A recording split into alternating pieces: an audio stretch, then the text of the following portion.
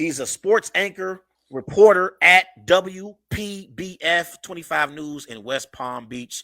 He is Yianni Kourakis. Hey, Yianni, how you doing tonight?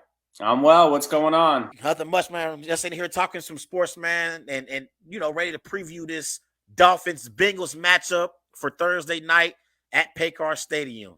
I know you're excited about the Dolphins. Yeah, man. It's been cool. I was at their media availability today. They didn't have practice. They had a little walkthrough. They're actually leaving for Cincy tomorrow. But there's some buzz right now. It's been a while since the Dolphins have been relevant, albeit it's only been 3 weeks. There's, all of a sudden they're popping up on everyone's power rankings and so forth. And after those 3 big wins, especially over Buffalo and Baltimore, they're in the conversation now and on the national stage for Thursday Night Football.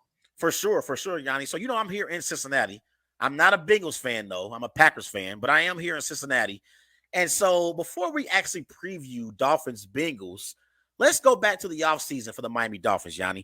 They traded for Tyreek Hill. They signed Cedric Wilson in free agency. They also brought in Chase Edmonds and Raheem Mostert to solidify that backfield. They brought in first-year head coach Mike McDaniel from San Francisco, and they still got Jalen Waddle, and they had Tua at the helm as well. So realistically, Yianni, what was your expectations for the Dolphins team heading into the season? I loved all their additions to their roster, specifically Tyreek Hill. I think you get a game breaker like that, even though you have to give up a lot of draft capital, you do it. Mike McDaniel has joked that when Chris Greer, the GM, called him and was like, hey, we are considering doing this, he just said, do it. Whatever they want, ask for it, do it, you got to do it. And Tyreek has proven to be just that. Edmonds and Mostert slowly coming along. The running game hasn't really been established quite yet, but I liked those. Cedric Wilson was pretty good in Dallas, slotted to be their 3. But yeah, the big question mark was Mike McDaniel, a head coach, a guy who never had been a head coach, a guy who had never called plays because he was under Kyle Shanahan, who called the plays in San Francisco. So McDaniel in the coaching cycle, you may recall, there was, as always, 7 or 8 jobs open. He didn't interview anywhere else. So he was sort of a wild card in the coaching hire and has a much different approach than Brian Flores, but has proven to be a perfect match so far with Tua. Once the Dolphins made their offseason moves, the only question mark was Tua. Prior to the season, Tua had 27 touchdowns, 15 interceptions, 4,467 yards passing, completing 64 and 68% of his passes in 2020 and 2021, respectively. How did you feel about Tua heading into the season as the Dolphins franchise quarterback? That's a great question. And Tua is so polarizing, right? There's the Tua non-factor of people who love him, and then there's people who think he stinks. I would say I was lukewarm on Tua entering this season, despite the fact that he had really good numbers in terms of completion percentage and in winning. The guy has proven to be a winner, obviously in college and even in his brief career in the NFL. But I wouldn't say I was necessarily sold on him as a bona fide quarterback star. But now in this offense with Mike McDaniel, similar to what you saw in San Francisco, maybe the 49ers don't love Jimmy Garoppolo, but the offense is catered towards someone that if he's serviceable and accurate and gets the ball out quickly, they can succeed. So I think with McDaniel, with Hill and Waddle, and with the approach they have offensively, Tua can thrive. I don't think he's a guy that if you pluck him and put him somewhere on an average roster with an average team, he's going to lead them to an AFC championship or an NFC championship like an Aaron Rodgers or a Tom Brady or a Pat Mahomes. But I think put in the right situation, which he's in now, he can thrive. Yeah, because that was my biggest issue with Tua in the first few years of his career, Yianni. I didn't like the fact that in years prior, Brian Flores, he used to move Tua in and out of the lineup. There were times where Ryan Fitzpatrick would close games. And for me, that was telling because I'm like, does he not trust Tua in pivotal moments in games? So I had my questions about that. I actually like Brian Flores. I know he ended up getting fired. I don't believe he deserved to be fired, but I actually like Brian Flores. But I did think that the Miami Dolphins organization, they hit a home run hiring Mike McDaniel. They really, really did. And I like the way that McDaniel embraced Tua as soon as he got the job in Miami. And when it comes to Mike McDaniel overall, like you mentioned earlier, he's from that Kyle Shanahan, coaching staff. How do you feel about the job McDaniel has done so far, and what were your expectations heading into the season for the first-year head coach? So when I talked to him and interviewed him the day he was introduced, I was like, because everyone says such a really, went to Yale, really bright guy, players love him, eccentric dude. All of those things are true. He's much different. He's very dry and sarcastic. He doesn't mind going back and forth with the media. He's not your traditional hard, yelling, strict, only football head coach. He's got, a personality to him, and he's slight in build. The question was always, all right, he's cool and he's funny and his players like him, but what happens when they have a 3-game losing streak and, crap hits the fan, so to speak? He hasn't been in that situation yet. But what I think he's done is earned the respect quickly of his players, and they really like him. I mean, Tua has said repeatedly, everything is different now.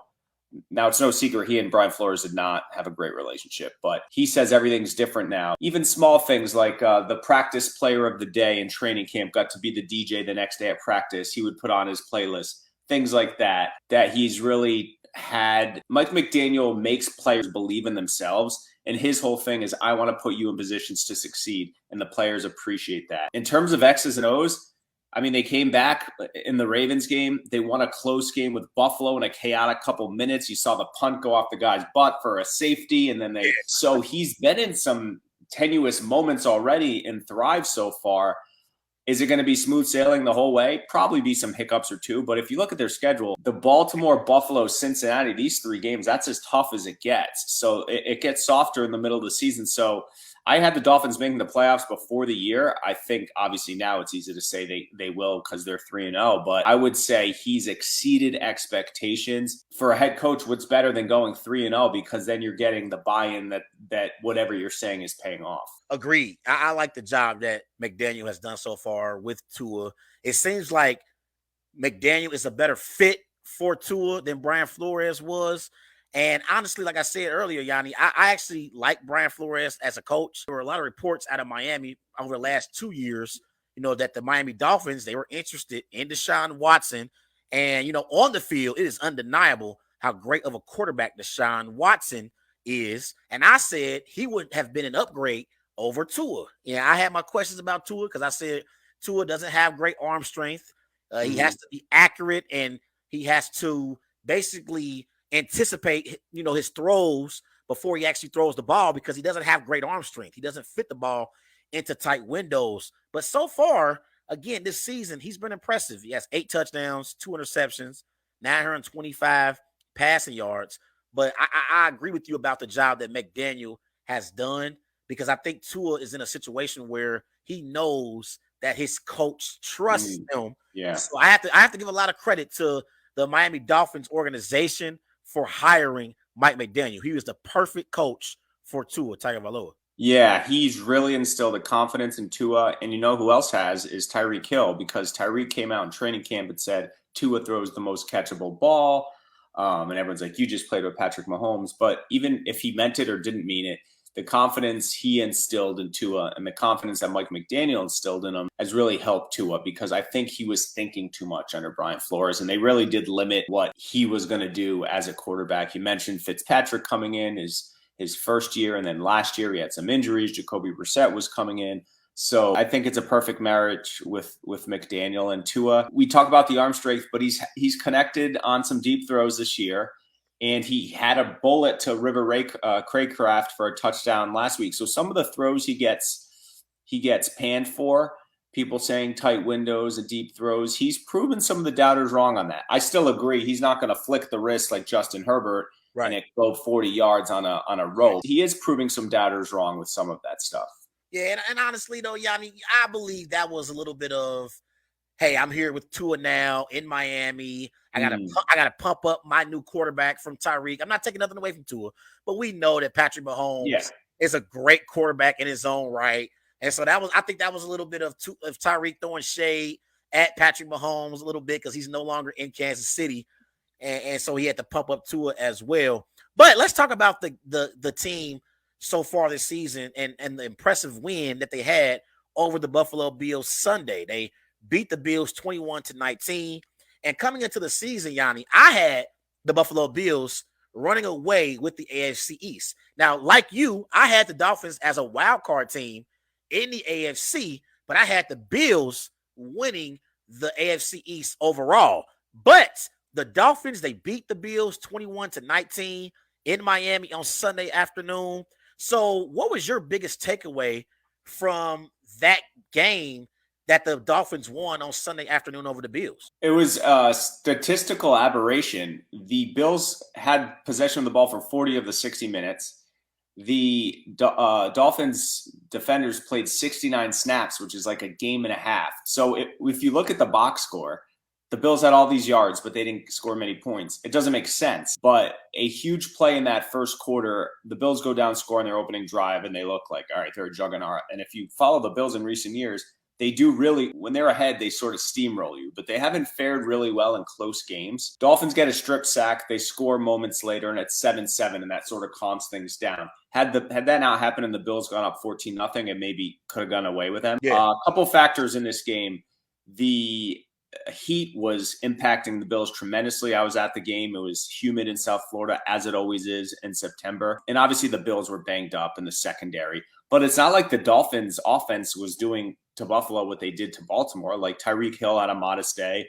Jalen Waddle had the one big catch, but the Dolphins played well situationally. When push comes to shove, they stopped Josh Allen on 4th down at the 2-minute mark. And then in the final seconds, obviously they ran out of time. So the Dolphins with a new head coach played better situationally than the Bills, who have more of an established coach. But I still think at the end of the day, a great win. I still think the Bills win the division. They're the best team in the AFC, but they had won 7 straight against Miami entering this. That was a game Miami needed to prove. Like so many years, the Patriots ran the division. Of late, it's been the Bills. Can they be there in December if they're a game back of the Bills and they're going to Buffalo? Like, do those games matter? Because they haven't for this franchise in many years. Yeah, I agree with you. You look at the statistical numbers in this game. To your point, Yianni, the Bills, they won every major statistical category. The Bills had more first downs than the Dolphins. The Bills were better on 3rd down efficiency. The Bills had more rushing yards than the Dolphins. The Bills had more passing yards, total yards than the Dolphins. They dominated time of possession. So I looked at the game and I said, watching the game, though, I thought defensively, that was how the Miami Dolphins won the game. I thought their offense, to your point, their offense, they didn't light it up in week 3 like they did in week 2 against the Ravens. You know, Tua didn't even have over 200 yards passing in this game. So I thought defensively, they did a great job. They are led by Josh Boyer. That's the defensive coordinator for the Miami Dolphins. Mm-hmm. I thought they did a great job at applying pressure on Josh Allen. They got to Josh Allen 4 times in this game. So I thought the defense is what helped them win this game, because anytime you can hold a Josh Allen-led offense to under 20 points, I would call that a great day. Absolutely. And, Stephon Diggs didn't have that great of a day. People forget that the Dolphins offense gets a lot of attention because of Tua and the addition of Hill and, of course, Waddle. But the Dolphins defense is what more or less won them 9 games last year. You forget they go 9-8, that won 7-game winning streak last year. And it was the defense that was excellent. So they played great against Buffalo, and they've shown they can win in Baltimore. It was the offense winning that game in the end. It was the defense winning it against the Bills. So they're getting characteristics of a good team. They're winning close games. They're finding a way to win. They're doing well in the division, obviously 2-0 with wins over the Pats and Bills. So they're in a pretty good position now. And one Thursday would be huge for them over the Bengals too. He's a sports anchor and reporter at WPBF 25 News in West Palm Beach. He is Yianni Kourakis. He is joining us tonight on Wise Guys on the Worldwide Sports Network. Now, Yianni, in this game, Tua went down with an apparent concussion and got up dizzy and seemed like he was concussed. Head coach Mike McDaniel said that Tua looked wobbly because of a lower back injury. Did you have an issue with Tua coming back into the game when it was obvious that something more serious was going on and it looked to be a head injury? Did you have an issue with that? Yeah, I was sitting in the press box and I watched him stumble to his feet as he got up, and you saw the replay of him hitting his head, and he leaves the game, and you're like, all right, he's in the concussion protocol. There's 0 chance he's coming back. Agreed. Then at halftime, we see him running out. The Dolphins announce Tua Tagovailoa questionable to return, head injury. So like, all right, he's done. Teddy Bridgewater finishes the half. And then second half, during halftime, he's pumping up the crowd. He's throwing with Mike Gesicki, as he always does. And then all of a sudden he comes back in. And so one of the reporters, I think it was Ian Rappaport, tweeted out, my understanding it was a back injury and not a head injury. And we're like, all right, that sounds like BS. Yeah. Through this week, they're saying he's on the injury report because of his back and not a back. And they mentioned an ankle, but not the head. They said he cleared concussion protocol. Obviously, now the NFL rules mandate that you have like a non-team employee evaluate you. Yeah. So unless something nefarious was happening there with his concussion protocol, I guess he passed it. He claims that when he sort of stumbled, that was his like a back spasm and not him trying to regain his stability from a concussion. So as it stands now, and they just put out their most recent injury report in the last half hour, he's questionable to play. He was limited today, but he said he expects to play versus the Bengals and that it's the back and it's not the head. So sort of a weird thing for sure, but unless someone really gets to the bottom of his concussion protocol and what happened down there at halftime, I guess no one really knows for sure. And I think the NFLPA, I think they did say they were going to investigate this. Mm-hmm. And honestly, Yianni, I'm going to be straightforward with you. I don't believe that he's dealing with any kind of back injury. I believe he was concussed. What I believe happened was this is a major game that the Dolphins are in. It's an AFC East battle going up against your division rival in the Buffalo Bills. You're 2-0 on the season. Yeah. This game could have major playoff implications as we go through the season. So I believe that the Dolphins, they knew that he was concussed and had a major head injury. I believe that. I don't think he had a back injury. That's just my personal opinion. I don't think they're really telling the truth. I'm just be honest. But nevertheless, he did play, did finish the game. And we want Tua healthy. I do want him healthy. Yeah, I think a lot of people agree with what you're saying. He seemed with it after the game in his press conference. And then again today. In other words, he wasn't loopy. He wasn't. But yeah, it was a weird turn of events for sure because there was no play where you're like, oh, he hurt his back too. So it was always like my dog ate my homework. It was just like a random excuse, like your back? What? And then he said, oh, on a QB sneak or some other play, I forgot what it was, he hurt his back. But that was a weird turn of events. But if you're a Dolphin fan, you're hoping he's out there Thursday, which he says he's going to be. And then, on short rest too. Every player in the league will tell you, like, it is not normal to play a football game the way they do, 4 days after finishing one. Agreed. For sure. But when I saw that video, Yianni, I said Tua's done. That's what when I saw that video, on Twitter, things get around real quick. Oh, yeah. In these NFL games. When I saw that video, I said, oh, Tua's done. Sit this one out, bro. I said, sit this one out. I want you to be, healthy and good to go the rest of the season. You are not going to be back in this football game. And I was thinking that, okay, it's a great chance that the Bills are going to win this game because Bridgewater's going to have to come in. Right. And Bridgewater, he's a backup for a reason. So I said, man, advantage Bills, and hopefully Tua can get well soon. And then I saw him back on the field in the second half, and I'm like, what? Like, yeah. I was confused. I'm like, man, what? And that video, it was scary. I saw it. I'm like, man, he's wobbly. What? He got up and then fell back down. I'm like, no. Yep. But about Tua, before we move on, scale 1 to 10, Yianni, how do you feel about Tua's performance so far this season? In terms of a Tua scale, like him versus the league, or as a Tua scale, I'd give him a 8.5 or a 9. I think he's been much better than anticipated, or better than what he was last year. Obviously, we understand now he has more weapons and he has the better offensive scheme. But what he did in Baltimore, they were down 3 touchdowns in the fourth quarter. He scored 4 touchdowns in the fourth quarter, 6 for the day, threw for 469. No one in the franchise has thrown for 6 touchdowns besides Dan Marino and Brian Greasy. So unbelievable game. And then while his stats weren't incredible in Buffalo, he did enough. He led that scoring drive in the fourth quarter. And he threw a couple picks in that Ravens game, but he's protected the football mainly. I think he's been great. I mean, if you ask Mike McDaniel, he would say that he's done everything he's been asked to do. And so I think it's been a huge bright spot for the Dolphins this year.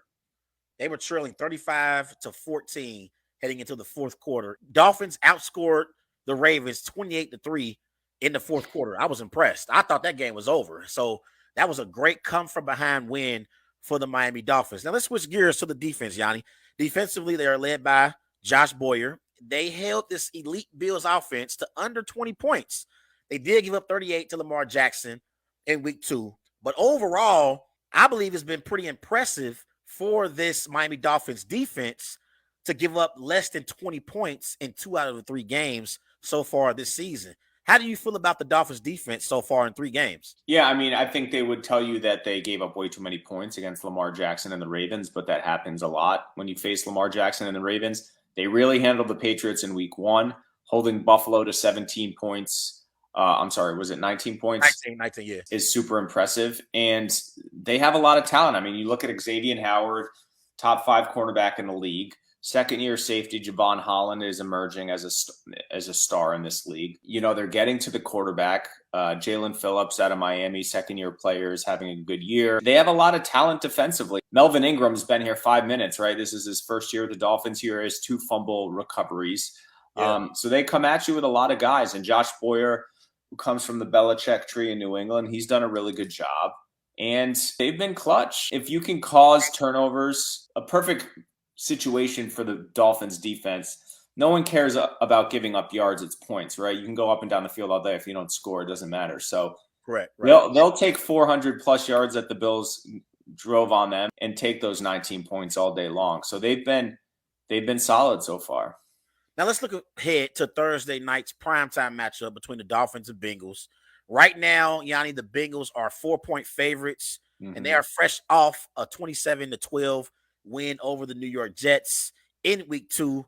What are your expectations for this game Thursday night in primetime? I haven't seen a lot of the Bengals so far in person just because I think they've been playing pretty much at the same time as the Dolphins the last few weeks. Obviously, I watched their incredible run to the Super Bowl last year and know all the talent they have. I think I heard you right before I come on saying that their resume isn't all that great. They're 1-2 and they beat the Jets. So we don't know how good they are at this point. I know they had a roughed up offensive line, but they're at home, prime time, short week. So I think the line makes sense that they're favored by whatever it is, 3 points, 3.5. Miami has like this incredible magic right now that things are just going their way. So I would not be surprised if they go into Cincinnati and win this game. They're tired from playing Sunday, but as is the case for all Thursday games, the other team played the previous Sunday too. So I give the Dolphins a really good shot, assuming Tua plays on Thursday night.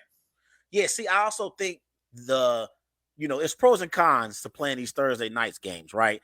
The cons is you only get 3 days off because you just played on Sunday the previous week. But the pros are, Yianni, you get 10 days of rest. You don't have to play again until the following Sunday. So that'll be good for the Bengals and the Dolphins, both as we look ahead in the season for weeks to come as well. So I look at this matchup and I'm excited about it, Yianni. I got to be honest, because for the Bengals, I think this is their biggest game of the season so far. I mean, the first 3 weeks of the season, the Bengals had the Steelers. They don't have a quarterback. In week 2, they went up against Cooper Rush, not Dak Prescott. And in week 3, they went up against the New York Jets, for crying out loud. None of those 3 teams are playoff teams, in my opinion.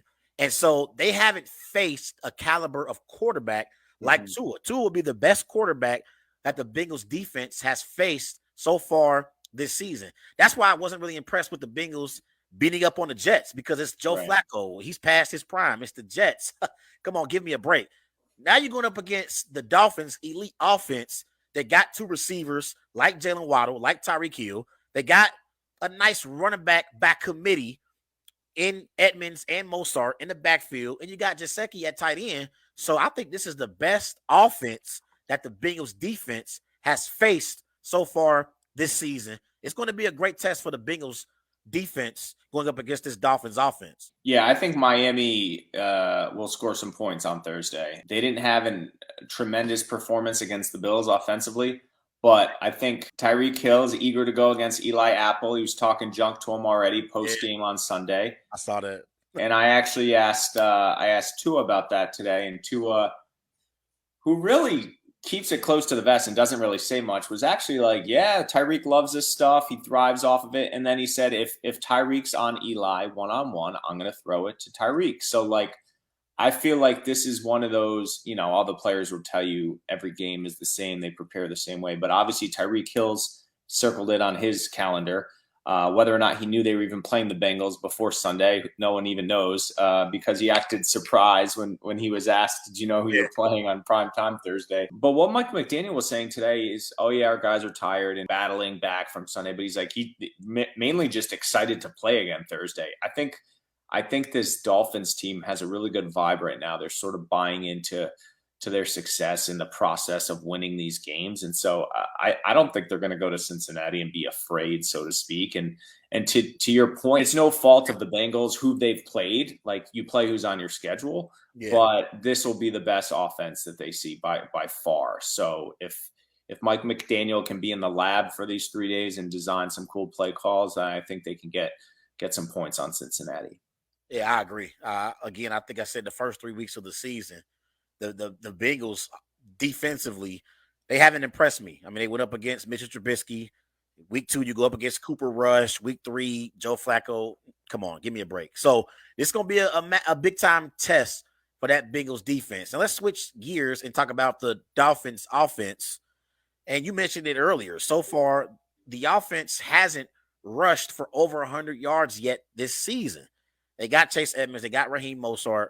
How important is it for this offense to implement a consistent rushing attack to complement the passing attack featuring Jalen Waddle and Tyreek Hill? Yeah, it's huge because when McDaniel was in San Francisco, that was such a big part of their offense. And Edmonds, 6 carries, 21 yards. Raheem Mostert, 8 for 11. I mean, their yards per carry was terrible, 2.4. If they can establish a run and then create some play action and get some of that outside zone running to their benefit, that makes them even more dynamic. What I would actually like them to see is, and they did this, I don't know if it was preseason or maybe week 1, give Waddle and Hill some runs, sort of like that jet sweep coming over from receiver to get them going. But yeah, I think it's going to come, the running game. But I mean, nowadays, unless you really, how many teams in the NFL are really truly committing to the run? Most of these teams are sort of committing to the run to enable the pass game. But you saw it with the Cowboys, I guess, last night. They've shown to have success.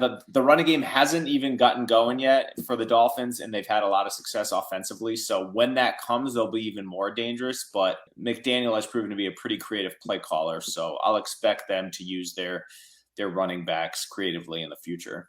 Absolutely, because I look at their offense, Yianni, and if you put 8-9 in the box against this Dolphins offense and you got one-on-one coverage with Tyreek Hill and Jalen Waddle, that's advantage Miami Dolphins.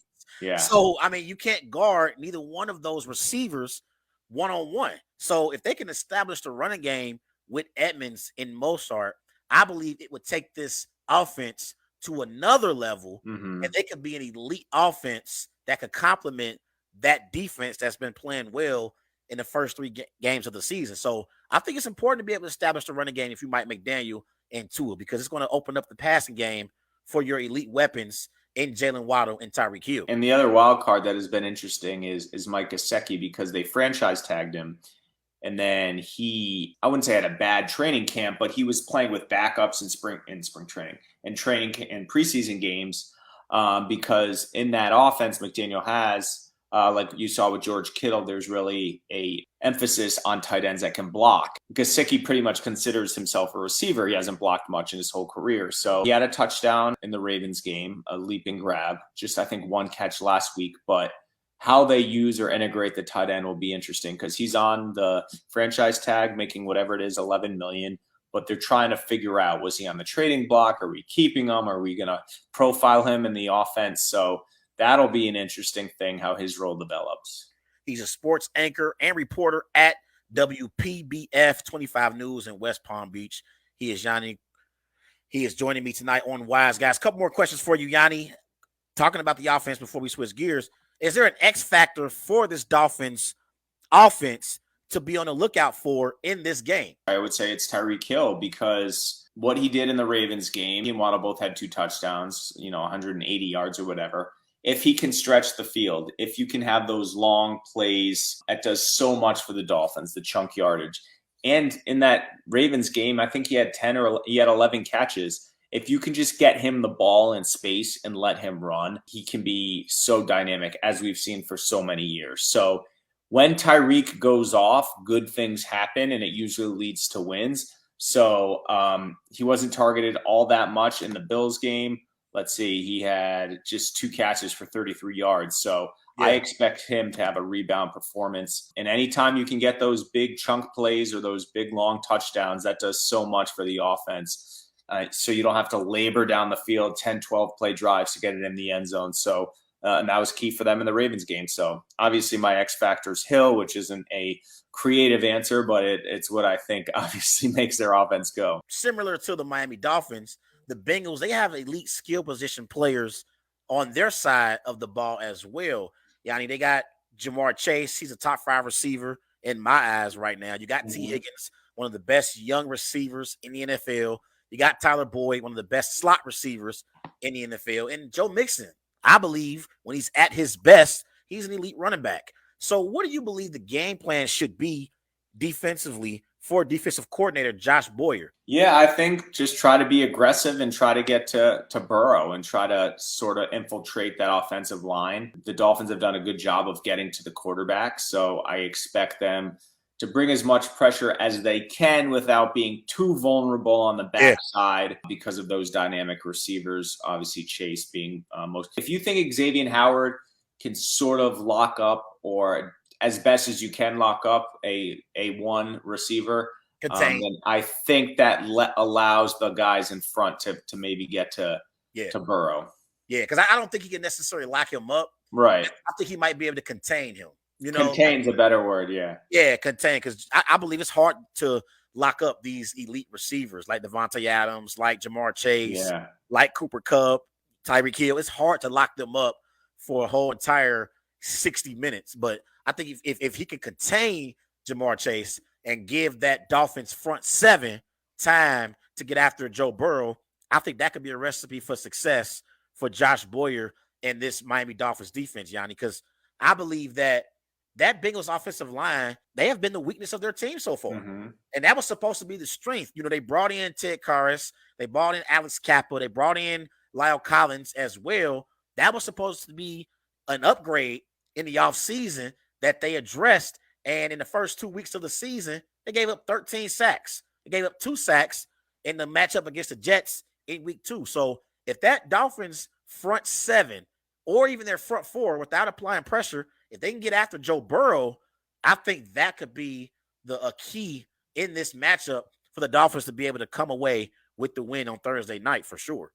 Yeah, and obviously turnovers are huge. The Dolphins have done a good job of creating turnovers, getting to the quarterback. They can get to Burrow, that'll be it. And we'll see, you know, offensive lines take time. I think we're seeing early and the league average in scoring is way down through 3 weeks. I think we're seeing, you know, with the 3 preseason weeks in the abridged training camps, like teams are sort of feeling things out here in the first month of the season. No one's really clicking on all cylinders. You saw the Bucks and Packers 14-12, whatever the score of the Giants and Cowboys last night. So I think defenses are probably playing better earlier in the year than offenses. Yeah, 2 more questions for you, Yianni. So they got the Bengals in week 4. Week 5, they are in New York against the Jets. Week 6, they're home against the Vikings. Week 7, they're home against the Steelers. Week 8, they're at Lions, so they're in Detroit. I'm looking at their schedule. I mean, they got a bye in week 11. It's a possibility that going into that bye week, if they can beat the Bengals in this primetime matchup on Thursday night, and then week 6, I think that matchup against the Vikings, that's a game that, you know, could go either way because I like the Vikings offense a lot. I'm looking at their schedule going into that bye week in week 11. They could be 8-2. Yeah, I told you this. I think the Patriots, you know, aren't that great. That win, it's a division win, so you take it. But we looked at these first 4 games before the season, and I was like, if you can get 2, that's a win. If you can split, at minimum, they'll have 3 wins in these 4. And if they get 4, like you said, this portion of their schedule, Jets, Vikings, Steelers, Lions, Bears, Browns, Texans, Niners. I mean, the Vikings, I don't know if there's any playoff teams in there. I mean, the Lions are playing inspired football, but the Jets is you assume a win. The Steelers are down. The Browns, that's still going to be before Watson is back. Texans are bad.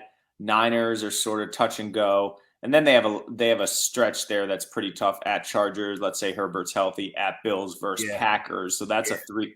That could be 3 losses in a row. But I think if you're projecting to get to 10 wins minimum for playoffs, I think they're in pretty good shape right now.